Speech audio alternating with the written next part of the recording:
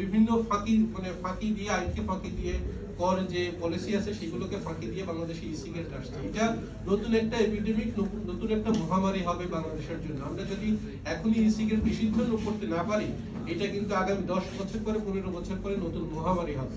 সুতরাং ই সিগারেটটা নিষিদ্ধ করা দরকার, এর ব্যবহার, উৎপাদন সবকিছু নিষিদ্ধ করা দরকার।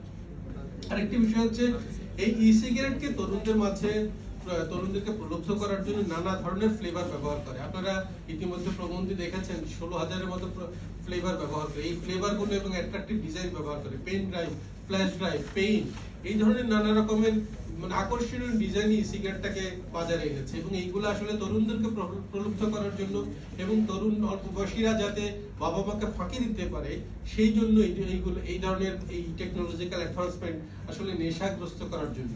আরেকটা বিষয় হচ্ছে যে তামাক কোম্পানিগুলো বাংলাদেশে যেটি করছে, আপনারা জানেন যে বাংলাদেশে 1,61,000-এর বেশি মানুষ তামাক জনিত রোগে মারা যায় প্রতি বছর, এবং বাংলাদেশে যে মৃত্যু হয় অসংক্রামক রোগে, হৃদরোগ, স্ট্রোক, ক্যান্সার, হার্ট ডিজিজ, এই ধরনের রোগে যে মৃত্যু হয় তার 71% মৃত্যু হয় অসংক্রামক রোগে।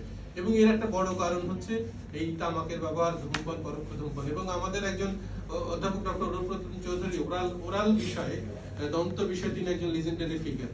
তো তিনি, এবং এইটা আমাদের নারীদের মধ্যে বাংলাদেশে ওরাল ক্যান্সারের প্রবণতা অনেক বেশি। এর একটা বড় কারণ হচ্ছে সাদা পাতা, জর্দা, গুল, এগুলোর ব্যবহার।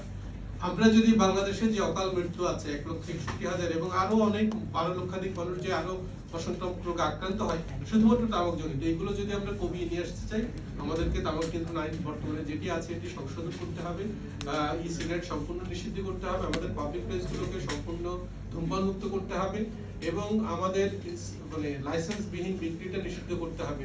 আমাদের যে সচিত্র সতর্কবাণী আছে এটি 90 ভাগ করতে হবে।